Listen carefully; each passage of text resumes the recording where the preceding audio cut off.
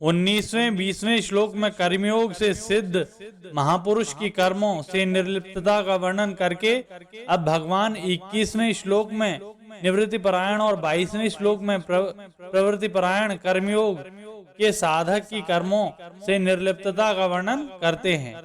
निराशीर्यर्थ चित्तात्मा त्याग सर परिग्रह शरीरम केवलम कर्म कुर्वन्नाप्नोति किल्विषम। इसकी व्याख्या इस प्रकार है, यत चित्तात्मा संसार में आशा या इच्छा रहने के कारण ही शरीर इंद्रियां मन आदि वश में नहीं होते। इसी श्लोक में निराशी पद से बताया है कि कर्मयोग में आशा या इच्छा नहीं रहती, अतः इसके उसके शरीर इंद्रियां और अंतःकरण स्वतः वश में रहते हैं। इनके वश में रहने से उसके द्वारा व्यर्थ की कोई क्रिया नहीं होती।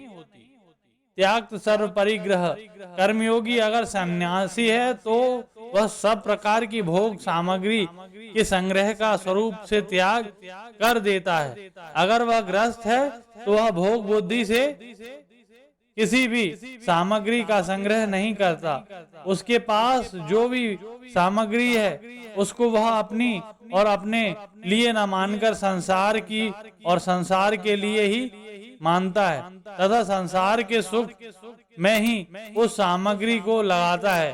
भोग बुद्धि से संग्रह का त्याग करना तो साधक मात्र के लिए आवश्यक है।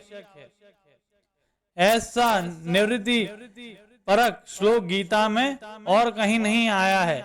छठे अध्याय के 10वें श्लोक में ध्यान योग के लिए और 18वें अध्याय के 53वें श्लोक में ज्ञान योग के लिए परिग्रह का त्याग करने की बात आई है, परंतु उनसे भी ऊंची श्रेणी के परिग्रह त्याग की बात त्याग सर्व परिग्रह पद से नहीं आई है, क्योंकि परिग्रह के साथ सर्व शब्द केवल यहाँ आया है। 12वें अध्याय के 19वें श्लोक में भक्ति योग के लिए अनिकेतः पद आया है, पर वहाँ इसका अर्थ निवास स्थान में ममता आसक्ति से रहना होना है। निराशी कर्मयोग में आशा कामना स्पृहा वासना आदि नहीं रहते। अब बाहर से ही भोग सामग्री के संग्रह का त्याग करता हो इतनी ही बात नहीं है, अपितु वह भीतर भी भोग सामग्री की आशा या इच्छा त्याग कर देता है। आशा या इच्छा का सर्वथा त्याग न होने पर भी उसका उद्देश्य इसके त्याग का ही रहता है। शरीरम केवलम कर्म कुर्वन् शरीरम कर्म के दो अर्थ होते हैं, एक तो शरीर से होने वाले कर्म और दूसरा शरीर निर्वाह के लिए किया जाने वाला कर्म। शरीर से होने वाले कर्म की बात 5वें अध्याय के 11वें श्लोक में भी आई है, जिसका तात्पर्य है कि सभी कर्म केवल शरीर इंद्रियां मन बुद्धि के द्वारा ही हो रहे हैं, मेरा उनसे कुछ भी संबंध नहीं है। ऐसा मानकर कर्मयोगी अंतःकरण की शुद्धि के लिए कर्म करते हैं, परंतु यहाँ आया श्लोक निवृत्ति परक है, इसलिए यहाँ उपयुक्त पदों का अर्थ शरीर निर्वाह मात्र के लिए किए जाने वाले आवश्यक कर्म मानना ही उपयुक्त प्रतीत होता है। निवृत्ति परायण कर्मयोगी केवल उतने ही कर्म करता है जितने से केवल शरीर निर्वाह हो जाए। ना प्रोति किल्विषम, जो कर्म अपने कर्म करने अथवा न करने से अपना किंचित मात्र भी संबंध रहता है, वह पाप को अर्थात जन्म मरण रूपी बंधन को प्राप्त होता है। परंतु आशा रहित कर्मयोगी कर्म करने अथवा न करने से अपना कुछ भी संबंध नहीं रहता, इसलिए वह पाप को प्राप्त नहीं होता, अर्थात उसके सब कर्म अकर्म हो जाते हैं। निवृत्ति प्राण होने पर भी कर्मयोगी कभी आलस्य प्रमाद नहीं करता। आलस्य प्रमाद का भी भोग होता है। एकांत में यों ही पड़े रहने से आलस्य का भोग होता है और शास्त्र विरुद्ध तथा निरर्थक कर्म करने से प्रमाद का भोग होता है। इस प्रकार निवृत्ति में आलस्य के सुख का और प्रवृत्ति में प्रमाद के सुख का भोग हो सकता है। अतः आलस्य प्रमाद से मनुष्य पाप को प्राप्त होता है, परंतु बहुत कम कर्म करने पर भी निवृत्ति परायण कर्मयोगी में किंचित मात्र भी आलस्य प्रमाद नहीं आते। यदि उसमें किंचित मात्र भी आलस्य प्रमाद आते तो किल्विषम न आप्रोति कहना बनता ही नहीं। वह यत चित्तात्मा है, इसलिए यहाँ उसके शरीर, इंद्रियां और अंतःकरण संयत हैं, इसलिए उसमें आलस्य प्रमाद आ ही नहीं सकते। शरीर, इंद्रियां तथा अंतःकरण के वश में होने से, भोग सामग्री का त्याग करने से तथा आशा, कामना, ममता आदि से रहित होने से उसके द्वारा निषिद्ध क्रिया हो ही नहीं सकती। यहाँ शंका हो सकती है कि जब उसके द्वारा पाप क्रिया हो सकती ही नहीं, तब यहाँ क्यों कहा गया कि पाप को प्राप्त नहीं होता। इसका समाधान यह है कि क्रिया मात्र के आरंभ में अनिवार्य दोष पाए जाते हैं। सर्वारंभ ही दोषेण धूमेना गृह वावृत, परंतु मूल में असत के संग, कामना, ममता, आसक्ति से ही पाप लगते हैं। कर्मयोगी में कामना, ममता, आसक्ति होती ही नहीं, अथवा उसका कामना, ममता और आसक्ति का उद्देश्य ही नहीं होता, इसलिए उसका कर्म करने से अथवा न करने से कोई प्रयोजन नहीं होता। इसी कारण ना तो उसे कर्मों में रहने वाला अनुषंगिक पाप लगता है और ना ही उसे शास्त्रविहित कर्मों के त्याग का ही पाप लगता है। दूसरी एक शंका यह हो सकती है कि तीसरे अध्याय में भगवान ने सिद्ध महापुरुष को भी लोक संग्रह के लिए कर्म करने की प्रेरणा की है।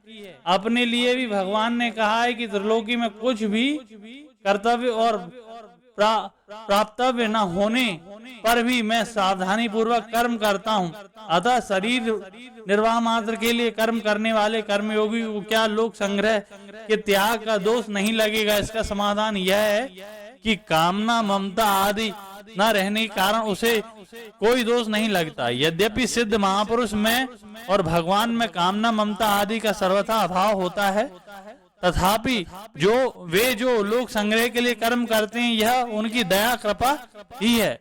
वास्तव में लोक संग्रह करें अथवा ना करें इसमें वे स्वतंत्र हैं, उन पर कोई जिम्मेदारी नहीं है। वास्तव में यह भी निवृत्ति परायण साधकों के लिए एक लोक संग्रह ही है। लोक संग्रह किया नहीं जाता अपितु होता है। तीसरी एक शंका यह भी हो सकती है कि तीसरे अध्याय के 13वें श्लोक में भगवान ने केवल अपने शरीर का पोषण करने वाले मनुष्य को पापी कहा है, और यहाँ कहते हैं कि शरीर निर्वाह मात्र के लिए कर्म करने वाला पाप को नहीं प्राप्त होता। दोनों का सामंजस्य कैसे हो? इसका समाधान यह है कि जब तक भोग बुद्धि है और कर्मों तथा पदार्थों में आसक्ति बनी हुई है, तब तक कर्म करने अथवा न करने से पाप लगता ही है। इसलिए वहाँ पच्यन्ति आत्म कारणात् पद आए हैं, परंतु उस कर्मयोगी में भोग बुद्धि नहीं है और कर्मों तथा पदार्थों में आसक्ति भी नहीं है, अतः सर्वथा निर्लिप्त होने से उसे कर्म करने अथवा न करने से किंचित मात्र भी पाप नहीं लगता। इस श्लोक में अगर सांख्य योगी का मान लें तो क्या आपत्ति है, क्योंकि इसमें आए सब लक्षण सांख्य योगी में घटते हैं। पहली बात तो यह है कि यहाँ कर्मयोगी का प्रसंग है, इसलिए यह श्लोक मुख्य रूप से कर्मयोगी का ही है। दूसरी बात, सांख्य योगी अपने को कर्ता मानता ही नहीं है। मैं कुछ भी नहीं करता हूँ, गीता के 5वें अध्याय का 8वां श्लोक, ऐसा स्पष्ट विवेक रहता है, फिर उसके लिए कर्म करता हुआ भी पाप को नहीं प्राप्त होता। ऐसा कहना कैसे बन सकता है? लोगों में प्रायः ऐसी मान्यता है कि कर्मयोगी गृहस्थ आश्रम में और ज्ञान योगी संन्यास आश्रम में रहता है, परंतु वास्तव में ऐसी बात नहीं है। जिसे शरीर अपनी अलग सत्ता का स्पष्ट विवेक है वह ज्ञान योगी ही है, चाहे वह गृहस्थ आश्रम में हो अथवा संन्यास आश्रम में हो। जिसने इतना विवेक नहीं है पर उपयुक्त 3 बातों का निश्चय पक्का है वह कर्मयोगी है, चाहे वह गृहस्थ आश्रम में हो अथवा संन्यास आश्रम में हो। यदृच्छाला वसंतुष्टो द्वंद्वातीतो विमत्सरः समसिद्ध वा सिद्धो च कृतवापि न निबाध्यते। इसकी व्याख्या इस प्रकार है, कर्मयोगी निष्काम भाव पूर्वक संगोपांग रीति से संपूर्ण कर्तव्य कर्म करता है। फल प्राप्ति का उद्देश्य न रखकर कर्म करने पर फल के रूप में उसे अनुकूलता या प्रतिकूलता, लाभ या हानि, मान या अपमान, स्तुति या निंदा आदि जो कुछ मिलता है उससे उसको अंतःकरण में कोई असंतोष पैदा नहीं होता। जैसे वह व्यापार करता है तो उसे व्यापार में लाभ हो अथवा हानि हो, उसके अंतःकरण में इसका कोई असर नहीं पड़ता।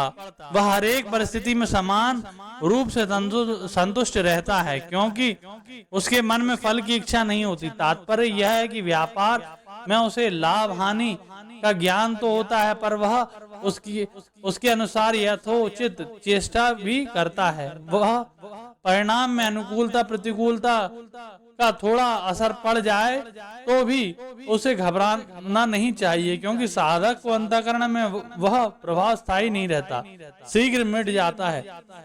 उपयुक्त पद में आया लाभ शब्द प्राप्ति के अर्थ में है, जिसके अनुसार केवल लाभ या अनुकूलता का मिलना ही लाभ नहीं है, अपितु लाभ हानि अनुकूलता प्रतिकूलता आदि जो कुछ प्राप्त हो जाए वह सब लाभ ही है।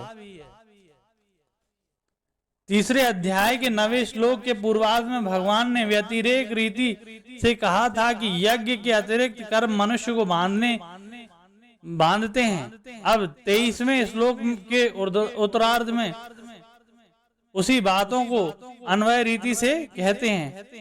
गत संगस्य मुक्तस्य ज्ञान वस्थिता चेतसः यज्ञा या चरतः कर्म समग्रम प्रविलीयते। इसकी व्याख्या इस प्रकार है। कर्मयोगी के संपूर्ण कर्मों के विलीन होने की बात गीता भर में केवल इसी श्लोक में आई है, इसलिए यह कर्मयोग का मुख्य श्लोक है। इस प्रकार चौथे अध्याय के 36वां श्लोक ज्ञान योग का और 18वें अध्याय का 66वां श्लोक भक्ति योग का मुख्य श्लोक है। गत संगत से क्रियाओं का, पदार्थों का, घटनाओं का, परिस्थितियों का, व्यक्तियों का जो संग है उसके साथ जो हृदय से लगाव है वही वास्तव में बांधने वाला अर्थात जन्म मरण देने वाला है। गीता 13वें अध्याय का 21वां श्लोक स्वार्थ भाव को छोड़कर केवल लोगों के हित के लिए लोक संग्रह कर्म करते रहने से कर्मयोगी क्रियाओं पदार्थों आदि में आसंग हो जाता है, अर्थात उसकी आसक्ति सर्वथा मिट जाती है। वास्तव में मनुष्य स्वरूप से आसंग ही है। आसंगो ह्यम पुरुषः, किंतु आसंग होते हुए भी वो यह शरीर इंद्रियां मन बुद्धि पदार्थ परिस्थिति व्यक्ति आदि से संबंध मानकर सुख की इच्छा से उनमें आबाद हो जाता है। मेरी मनचाही हो अर्थात जो मैं चाहता हूँ वही, और जो मैं नहीं चाहता वह नहीं हो, ऐसा भाव जब तक रहता है तब तक संग बढ़ता ही रहता है। वास्तव में होता वही है जो होने वाला है। जो होने वाला है उसे चाहें या ना चाहें वह होता ही है, और जो नहीं होने वाला है उसे चाहें या ना चाहें वह नहीं होता। अतः अपनी मनचाही करके मनुष्य व्यर्थ में फंसता है और दुख पाता है। पुरुष लोक में भगवान ने बताया कि यज्ञ के लिए कर्म करने से संपूर्ण कर्म विलीन हो जाते हैं। साधकों की रुचि विश्वास और योग्यता की भिन्नता के कारण साधन भी भिन्न भिन्न प्रकार के होते हैं। इसलिए अब आगे के 7 श्लोकों में भगवान भिन्न भिन्न प्रकार के साधकों का यज्ञ रूप से वर्णन करते हैं। ब्रह्मार्पणम ब्रह्म हविर ब्रह्म गो ब्रह्मणा उत्तम ब्रह्मेव तेन गंतव्यम ब्रह्म कर्म समाधिना। इसकी व्याख्या इस प्रकार है। यज्ञ में आहुति मुख्य होती है। वह आहुति तब पूर्ण होती है जब वह अग्नि रूप ही हो जाए, अर्थात हव्य पदार्थ की अग्नि से अलग सत्ता ही न रहे। इस प्रकार जितने भी साधन हैं वह साधन रूप हो जाएं, तभी वे यज्ञ होते हैं। जितने भी यज्ञ हैं उनमें परमात्मा तत्व का अनुभव करना भावना नहीं अपितु वास्तविकता है। भावना तो पदार्थों की है। इस 24वें श्लोक से 30वें श्लोक तक जिन यज्ञों का वर्णन किया गया है वह सब कर्मयोग के अंतर्गत हैं।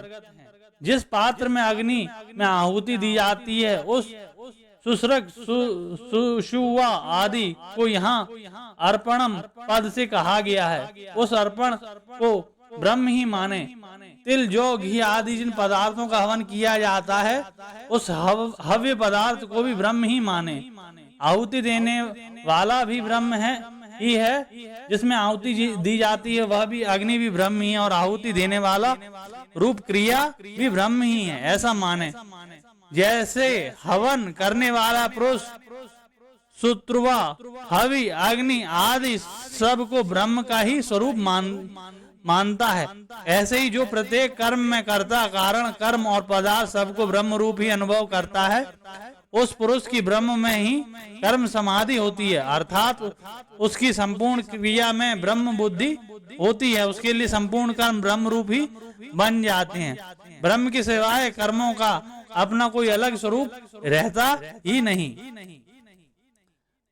देव मेवा परे यज्ञम योगिना पर्युपासते ब्रह्म ग्राव परे यज्ञम यज्ञे नैवोपजुहते। इसकी व्याख्या इस प्रकार है। पूर्व श्लोक में भगवान ने सर्वथा ब्रह्म दर्शन रूप यज्ञ करने वाले साधक का वर्णन किया। यहाँ भगवान अपरे पद से उनसे भिन्न प्रकार के यज्ञ करने वाले साधकों का वर्णन करते हैं। यहाँ योगिना पद यज्ञार्थ कर्म करने वाले निष्काम साधकों के लिए आया है।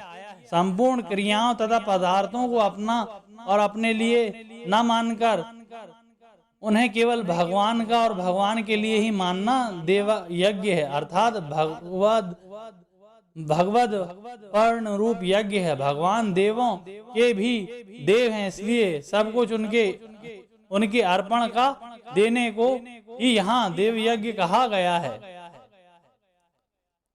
ब्रह्माग्र परे यज्ञम यज्ञे नैवोपजुहति का यह अर्थ भी ले सकते हैं। दूसरे योगी लोग संसार रूप ब्रह्म की सेवा के लिए केवल लोक संग्रह रूप यज्ञ के लिए कर्तव्य कर्म रूप यज्ञ करते हैं, अर्थात यज्ञार्थ कर्म करते हैं। गीता के 3 अध्याय का 9वां और 4 अध्याय का 23वां श्लोक। श्रोता दिनी इंद्रियाण यन्ये संयमाग्रीषु जुहुति शब्दादि विषयान्य इंद्रियाग्रीषु जुहुति। इसकी व्याख्या इस प्रकार है। यहाँ संयम रूप अग्नियों में इंद्रियों की आहुति देने को यज्ञ कहा है। तात्पर्य यह है कि एकांत काल में श्रोत त्वचा नेत्र रसना और घ्राण ये 5 इंद्रियां अपने अपने विषयों की ओर बिल्कुल प्रवृत्त न हो। इंद्रियां संयम रूप ही बन जाएं। पूरा संयम तभी समझना चाहिए जब इंद्रियां मन बुद्धि और अहम इन सब में से राग आसक्ति का सर्वथा अभाव हो जाए। शब्द स्पर्श रूप रस और गंध ये 5 विषय हैं।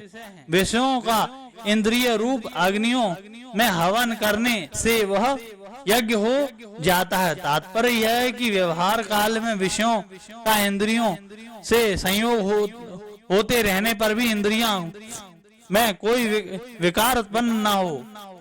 इंद्रियां राग द्वेष से रहित हो जाएं। इंद्रियों में राग द्वेष उत्पन्न करने की शक्ति विषयों में रहे ही नहीं। सर्वाणि इंद्रिय कर्माणि प्राण कर्माणि चापरे आत्म संयम योगाग्रे जुहोति ज्ञान दीपते। इसकी व्याख्या इस प्रकार। इस श्लोक में समाधि को यज्ञ का रूप दिया गया है। कुछ लोग 10 इंद्रियों को क्रियाओं का समाधि में हवन किया करते हैं। तात्पर्य यह है कि समाधि अवस्था में मन बुद्धि संपूर्ण इंद्रियां की क्रियाएं रुक जाती हैं। इंद्रियां सर्वथा निश्चल और शांत हो जाती हैं। समाधि युग रूप यज्ञ में प्राणों की क्रियाओं का भी हवन हो जाता है, अर्थात समाधि काल में प्राणों की क्रियाएं भी रुक जाती हैं। समाधि में प्राणों की गति रोकने के 2 प्रकार हैं। एक तो हठ योग की समाधि होती है जिसमें प्राणियों को रोकने के लिए कुंभक किया जाता है। कुंभक का अभ्यास बढ़ते बढ़ते प्राण रुक जाते हैं, जो घंटों तक, दिनों तक रुके रह सकते हैं। इस प्राणमय से आयु बढ़ती है। जैसे वर्षा होने पर जल बहने लगता है, तो जल के साथ साथ बालू भी आ जाती है। उस बालू में मेंढक दब जाता है। वर्षा बीतने पर जब बालू सूख जाती है, तब मेंढक उस बालू में भी चुपचाप सूखे हुए की तरह पड़ा रहता है। उसके प्राण रुक जाते हैं। पुनः जब वर्षा आती, तब वर्षा का जल ऊपर गिरने पर मेंढक में पुनः प्राणों का संचार होता रहता है और वह टहराने लगता है। दूसरे प्रकार में मन को एकाग्र किया जाता है। मन सर्वथा एकाग्र होने पर प्राणों की गति अपने आप रुक जाती है। समाधि और निद्रा दोनों के में कारण शरीर में संबंध रहता है, इसलिए बाहर से दोनों ही समान अवस्था दिखाई देती हैं। यहाँ ज्ञान दीपते पद से समाधि और निद्रा में परस्पर भिन्नता सिद्ध हो गई है। तात्पर्य है कि बाहर से समान दिखाई देने पर भी समाधि काल में एक सच्चिदानंद परमात्मा ही सर्वत्र परिपूर्ण है, ऐसा ज्ञान प्रकाशित रहता है। और निद्रा काल में वृत्तियां अविद्या में लीन हो जाती हैं। समाधि काल में प्राणों की गति रुक जाती है और निद्रा काल में प्राणों की गति चलती रहती है। इसलिए निद्रा आने से समाधि नहीं लगती।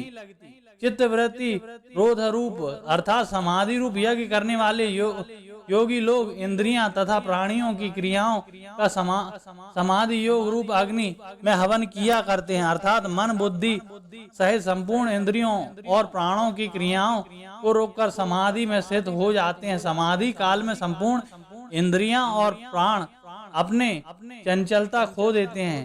एक सच्चिदानंद घन परमात्मा का ज्ञान ही जागृत रहता है। द्रव्य यज्ञस्त ओ यज्ञा योग यज्ञस्त हा परे स्वधया यज्ञान यज्ञाश्च यतयः संशिताव्रतः। इसकी व्याख्या इस प्रकार है। अहिंसा, सत्य, अस्तेय, ब्रह्मचर्य और अपरिग्रह ये 5 यम हैं, जिन्हें महाव्रत के नाम से कहा जाता है। शास्त्रों में इन महाव्रतों की बहुत प्रशंसा महिमा है। इन व्रतों का सार यहाँ है कि मनुष्य संसार से विमुख हो जाता है। इन व्रतों का पालन करने वाले साधकों के लिए संशित व्रता पद आया है। इसके सिवाय इन श्लोकों में आए चारों यज्ञों में जो पालनीय व्रत अर्थात नियम है, उस पर दृढ़ रहकर उनका पालन करने वाले भी सब संशित व्रता हैं। अपने अपने यज्ञ के अनुष्ठान में प्रयत्नशील होने के कारण यहाँ उन्हें यतयः कहा गया है। मात्र संसार के हित के उद्देश्य से कुआं, तालाब, मंदिर, धर्मशाला आदि बनवाना, भावग्रस्त लोगों को अन्न, जल, वस्त्र, औषध, पुस्तक आदि देना, दान इत्यादि सब द्रव्य यज्ञ हैं।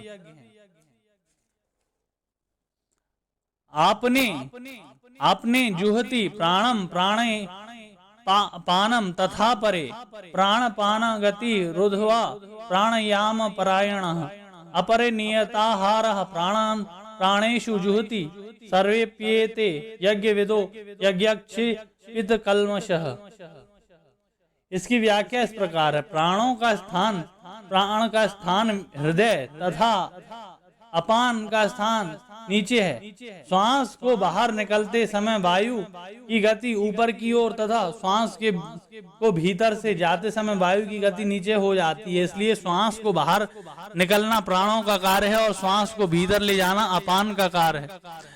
योगी लोग पहले बाहर की वायु को बाईं नासिका के द्वारा भीतर ले जाते हैं। वह वायु हृदय में स्थित प्राण वायु के साथ लेकर नाभि से होते हुए स्वाभाविक ही अपान में लीन हो जाती है।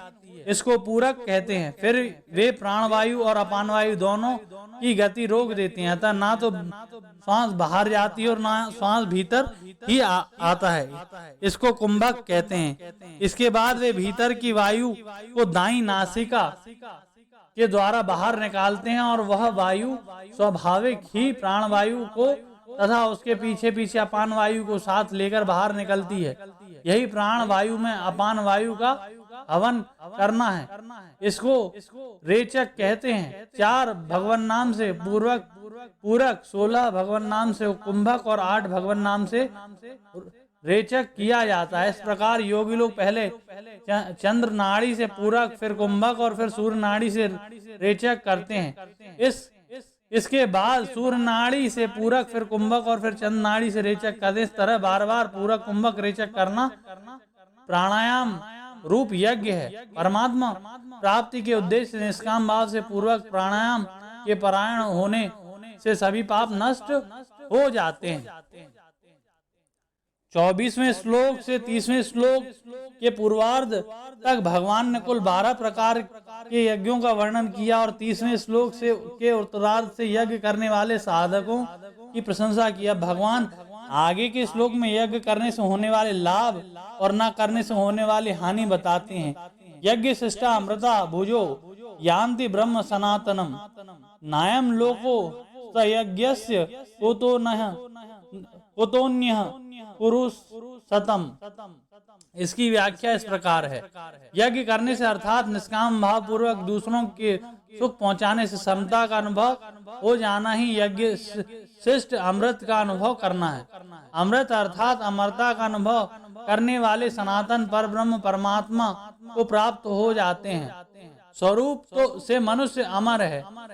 मरने वाली वस्तुओं के संग से ही मनुष्य को मृत्यु का अनुभव होता है। इन वस्तुओं को संसार के हित में लगाने से जब मनुष्य असंग हो जाता है तब उसे स्वतः सिद्ध अमरता का अनुभव हो जाता है।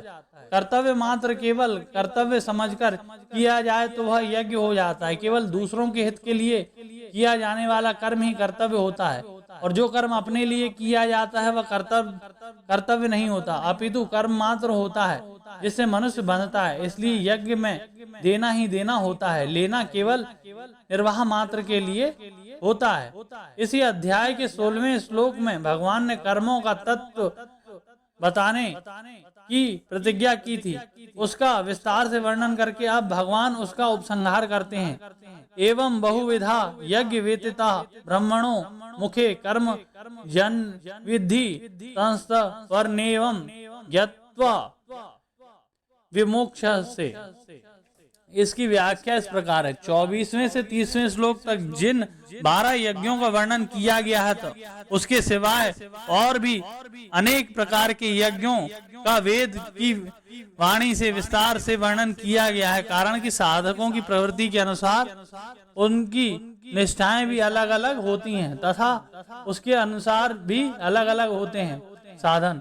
वेदों में सकाम अनुष्ठान का भी विस्तार से वर्णन किया गया है, परंतु उन सब से पहले नाशवान फल की प्राप्ति होती है, अविनाशी की नहीं। इसलिए वेदों में वर्णित सकाम अनुष्ठान करने वाले मनुष्य स्वर्गलोक को जाते हैं और पुण्य क्षीण होने पर पुनः मृत्यु लोक आ जाते हैं। इस प्रकार जन्म मरण की बंधन में पड़े रहते हैं, परंतु यहाँ उन सकाम अनुष्ठानों की बात नहीं कही गई है। यहाँ निष्काम रूप उन यज्ञों की बात कही गई है जिनके अनुष्ठान से परमात्मा की प्राप्ति होती है। यान्ति ब्रह्म सनातनम। वेदों में केवल स्वर्ग प्राप्ति के साधन रूप सकाम अनुष्ठान का ही वर्णन ऐसी बात नहीं है। उससे परमात्मा के साधन रूप श्रवण मनन निधि ध्यासन प्राणायाम समाधि अनुष्ठानों का भी वर्णन हुआ है। यज्ञों का वर्णन सुनकर ऐसी जिज्ञासाएं होती हैं कि उन यज्ञों में कौन सा यज्ञ श्रेष्ठ है। इसका समाधान भगवान आगे के श्लोक में करते हैं। श्रेयो द्रव्य मायाध ज्ञान यज्ञ परंतप सर्व कर्म खिलम पार्थ ज्ञाने परिसमाप्यते। इसकी व्याख्या भगवान के वचनों की व्याख्या इस प्रकार है। जिन यज्ञों में द्रव्यों तथा कर्मों की आवश्यकता होती है वे सब यज्ञ द्रव्यमय होते हैं। द्रव्य शब्दों के साथ मय प्रत्यय प्रचुरता के अर्थ में है। सभी यज्ञों को भगवान ने कर्मजन्य कहा है। चौथे अध्याय का 32वां श्लोक। यहाँ भगवान कहते हैं कि संपूर्ण कर्म ज्ञान यज्ञ में परिसमाप्त हो जाते हैं, अर्थात ज्ञान यज्ञ कर्मजन्य नहीं है अपितु विवेक विचार जन्य है। अतः यहाँ जिस ज्ञान यज्ञ की बात आई है वह पूर्व वर्णित 12 यज्ञों के अंतर्गत आए ज्ञान यज्ञ चौथे अध्याय का 28वां श्लोक का वाचक नहीं है, अपितु आगे के श्लोकों में वर्णित ज्ञान प्राप्त करने की प्रचलित प्रक्रिया का वाचक है। पूर्व वर्णित 12 यज्ञों का वाचक यहाँ द्रव्यमय यज्ञ है। द्रव्यमय यज्ञ समाप्त करके ही ज्ञान यज्ञ किया जाता है। ज्ञान यज्ञ की प्राप्ति की प्रचलित प्रक्रिया शास्त्रों में ज्ञान प्राप्ति के 8 अंतरंग साधन कहे गए हैं। विवेक, वैराग्य, समाधि, षट संपत्ति, शाम, दम, श्रद्धा, उपरति, तितिक्षा, समाधान, मुमुक्षुता, श्रवण, मनन, निधिध्यासन, तत्व पदार्थ संशोधन। यहाँ पहला साधन विवेक है।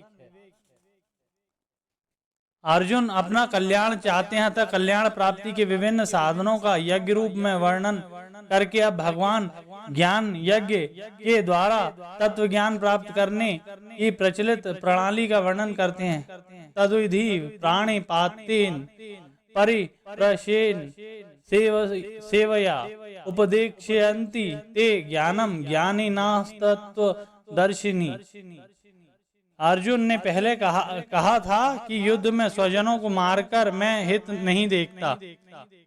इन आतताइयों को मारने से पाप ही लगेगा। युद्ध करने की अपेक्षा में भिक्षा मांगकर जीवन निर्वाह करना श्रेष्ठ समझता हूँ। इस तरह अर्जुन युद्ध रूप से कर्तव्य कर्म का त्याग करना श्रेष्ठ मानते हैं, परंतु भगवान के मतानुसार ज्ञान प्राप्ति के लिए कर्मों का त्याग करना आवश्यक नहीं है। इसलिए यहाँ भगवान अर्जुन से मानो यह कह रहे हैं कि अगर तू कर्मों का स्वरूप से त्याग करके ज्ञान प्राप्त करने को ही श्रेष्ठ मानता है, तो तू किसी तत्वदर्शी ज्ञानी महापुरुष के पास ही जाकर विधि पूर्वक ज्ञान प्राप्त कर। मैं तुझे ऐसा उपदेश नहीं दूंगा। तत्व ज्ञान प्राप्त करने की प्रचलित प्रणाली का वर्णन करके अब भगवान आगे के 3 श्लोकों में तत्व ज्ञान का वास्तविक महत्व बताते हैं। यज्ञात्वा न पुनर्मोहमेवं यस्यसि पांडव येन भूतान्यषेणेन द्रव्यस्यात्म यथो मयि। पूर्व श्लोक में भगवान ने कहा कि वे महापुरुष तेरे को तत्व ज्ञान का उपदेश देंगे, परंतु उपदेश सुनने मात्र से वास्तविक बोध अर्थात स्वरूप का यथार्थ अनुभव नहीं होता, और वास्तविक बोध का वर्णन भी कोई कर नहीं सकता, कारण कि वास्तविक बोध कारण निरपेक्ष है, अतः मन, वाणी आदि से परे है। अतः वास्तविक बोध स्वयं के द्वारा ही स्वयं को होता है। सब कुछ भगवान ही है। इस प्रकार समग्र का ज्ञान परम ज्ञान है। अपि चेदसि पापेभ्यः सर्वेभ्यः पापकृतम् सर्वे ज्ञान पल्लवे नैव व्रजेनम् संत परियसि। पाप करने वाला 3 श्रेणियां होती हैं।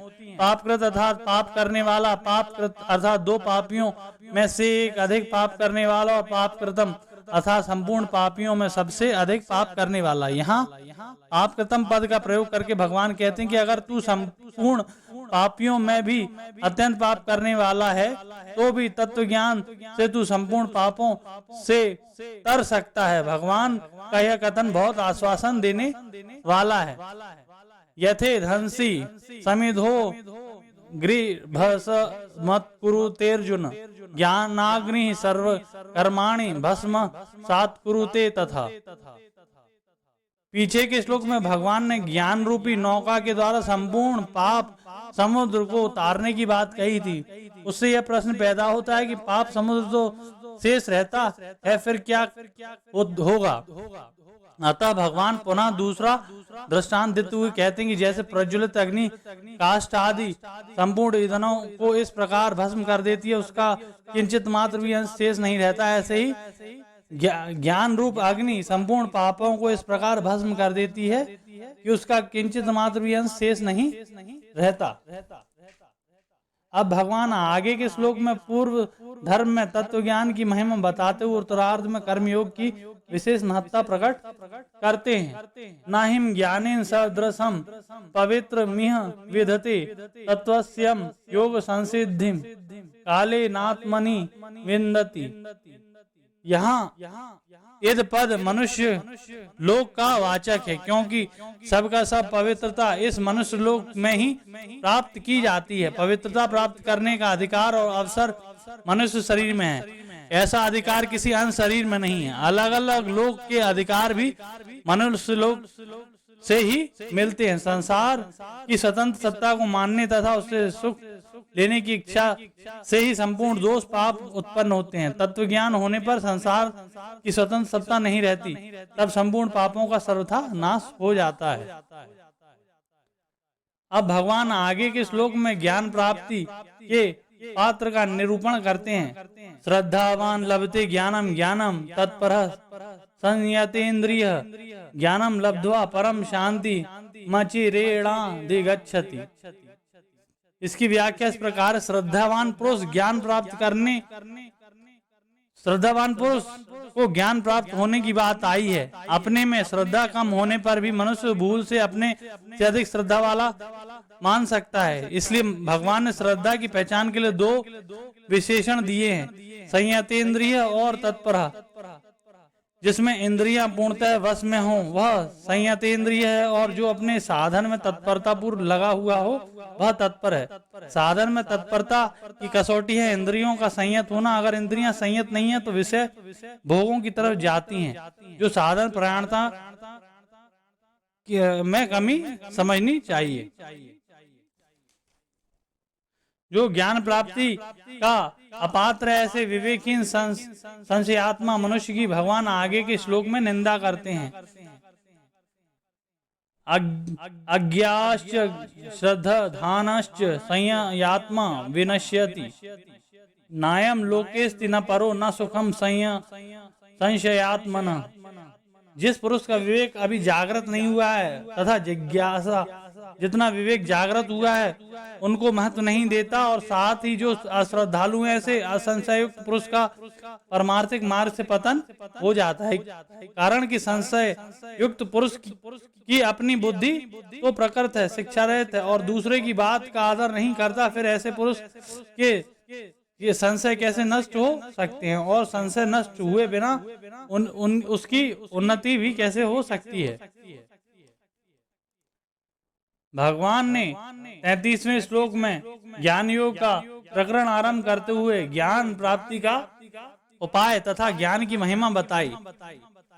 जो ज्ञान गुरु के पास रहकर उनकी सेवा आदि करने से होता है, वही ज्ञान कर्मयोग से सिद्ध हुए मनुष्य को अपने आप प्राप्त हो जाता है। ऐसा बताकर भगवान ने ज्ञान प्राप्ति के पात्र अपात्र का वर्णन करते हुए प्रकरण का उपसंहार किया। अब प्रश्न होता है कि सिद्ध होने के लिए कर्मयोगी को क्या करना चाहिए। इसका उत्तर भगवान आगे के श्लोक में देते हैं। योग सत्न सत्कर्मणाम ज्ञान संक्षेत्र संशयम आत्मवंतम न कर्मणि निबंधन्ति धनंजय। शरीर इंद्रिया मन बुद्धि आदि जो वस्तुएं हमें मिली हैं और हमारी दिखती हैं, वह सब दूसरों की सेवा के लिए हैं, अपना अधिकार जमाने के लिए नहीं। इस दृष्टि से जब उन वस्तुओं को दूसरों की सेवा में लगा दिया जाता है, तब कर्मों और वस्तुओं का प्रवाह संसार की ओर हो जाता है और अपने में स्वतः सिद्ध समता का अनुभव हो जाता है। इस प्रकार योग समता के द्वारा जिसने कर्मों से संबंध विच्छेद कर लिया है, वह पुरुष योग संत्रयत कर्मा है। जब कर्मयोगी कर्म में अकर्म और अकर्म में कर्म देखता है, अर्थात कर्म करते हुए अथवा न करते हुए दोनों अवस्थाओं में नित्य निरंतर सत्संग रहता है, तब वही वास्तव में योग सत्कर्मा होता है। पूर्व श्लोक में भगवान ने बताया कि ज्ञान के द्वारा संशय का नाश होता है और समता के द्वारा कर्मों से संबंध विच्छेद होता है। आगे के श्लोक में भगवान ज्ञान के द्वारा अपने संशय का नाश करके समता में स्थित होने के लिए अर्जुन को आज्ञा देते हैं। तस्माद् अज्ञान संभूताम अतस्तथम ज्ञान से ना मन छिन्ने वैनम संशयम योग मति तिष्ठ भारत। पूर्व श्लोक में भगवान ने यह सिद्धांत बताया कि जिसने समता के द्वारा समस्त कर्मों से संबंध विच्छेद कर लिया है और ज्ञान के द्वारा समस्त संशयों को नष्ट कर दिया है, उस आत्मपरायण कर्मयोगी को कर्म नहीं बांधते, अर्थात वह जन्म मरण से मुक्त हो जाता है। अब भगवान तस्मात् पद में अर्जुन को भी वैसे ही जानकर कर्तव्य कर्म करने की प्रेरणा करते हैं। अर्जुन के हृदय में संशय था, युद्ध रूप घोर कर्म से मेरे कल्याण कैसे होगा, और कल्याण के लिए कर्मयोग का अनुष्ठान करूं अथवा ज्ञान योग का। इस श्लोक में भगवान ने संशय को दूर करने की प्रेरणा करते हैं, क्योंकि संशय रहते हुए कर्तव्य का पालन ठीक तरह से नहीं हो सकता। अज्ञान संभूतम पद का भाव है कि सब संशय अज्ञान से अर्थात कर्मों और योग के तत्व को ठीक ठीक न समझने से ही उत्पन्न होते हैं। क्रियाओं और पदार्थों को अपना और अपने लिए मानना ही अज्ञान है। यह अज्ञान जब तक रहता है तब तक अंतःकरण में संशय रहता है, क्योंकि क्रियाएं और पदार्थ विनाशी और स्वरूप अविनाशी। तीसरे अध्याय में कर्मयोग का आचरण करने की और इस चौथे अध्याय में कर्मयोग को तत्व से जानने की बात विशेष रूप से आई है, कारण कि कर्म करने के साथ साथ कर्मयोग को जानने की भी बहुत आवश्यकता है। ठीक ठीक जाने बिना कोई भी कर्म बढ़िया रीति से नहीं होता। इसके सिवाय अच्छी तरह जानकर कर्म करने से जो कर्म बांधते हैं बंधने वाले होते हैं, वे भी कर्म मुक्त करने वाले हो जाते हैं। इसलिए इस अध्याय में भगवान ने कर्मों को तत्व से जानने पर विशेष जोर दिया है। संसार में रात दिन अनेक कर्म होते रहते हैं, पर उन कर्मों में राग द्वेष न होने से हम संसार के उन कर्मों में बंधते नहीं, अपितु निर्लिप्त रहते हैं। जिन कर्मों में हमारा राग या द्वेष हो जाता है उन्हीं कर्मों से हम बंधते हैं, कारण कि राग या द्वेष से कर्मों के साथ हमारा संबंध जुड़ जाता है। जब राग द्वेष नहीं रहते अर्थात समता आ जाती है, तब कर्मों के साथ अपना संबंध नहीं जुड़ता। अतः मनुष्य कर्म बंधन से मुक्त हो जाता है। अपने स्वरूप को देखें तो उसमें समता स्वतः सिद्ध है। विचार करें कि प्रत्येक कर्म का आरंभ होता है और समाप्ति होती है।